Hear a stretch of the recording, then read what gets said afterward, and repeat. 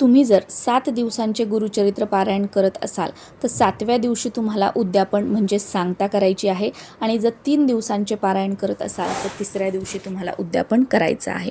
गुरुचरित्र पारायणाच्या उद्यापनाला वरण, भात, भाजी, पोळी, एखादा गोड पदार्थ, कढी याप्रमाणे तुम्ही स्वयंपाक बनवू शकता आणि या स्वयंपाकामध्ये कांदा लसूणचा वापर अजिबात करायचा नाहीये आणि भाजीमध्ये आवर्जून घेवड्याच्या शेंगाच्या भाजीचा मान गुरुचरित्र पारायणाच्या नैवेद्याला असतो। त्याच्यामुळे भाजी बनवताना घेवड्याच्या शेंगाची बनवण्याचा प्रयत्न करा।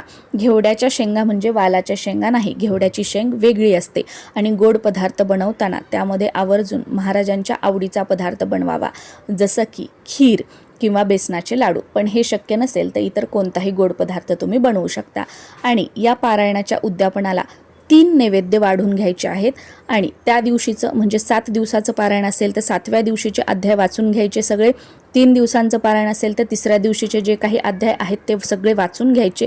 त्यानंतर महाराजांना हे 3 नैवेद्य दाखवायचे, त्यानंतर आरती करायची आणि उद्यापनाच्या दिवशी आवर्जून सुरुवातीला गणपतीची आरती, त्यानंतर दत्त महाराजांची आरती, नंतर स्वामींची आरती, नंतर आपल्या कुलदेवीची आरती आणि आपल्या कुलदैवताची आरती, आवर्जून या 5 आरत्या कराव्यात आणि त्यानंतर कापूर आरती करावी।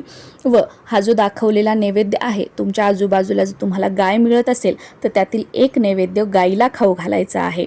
नैवेद्य दाखवून झाल्यानंतर जे आपण जेवायला जोडपं वगैरे बोलवलेलं असेल त्यांना जेवू घालायचं, त्या महिलेची ओटी वगैरे सगळी भरायची आणि नैवेद्य दाखवून झाल्यानंतर त्या सवाष्णी वगैरे जेवल्याच्या नंतर आपण घरातील सर्वांनी अन्न ग्रहण करायचं आहे।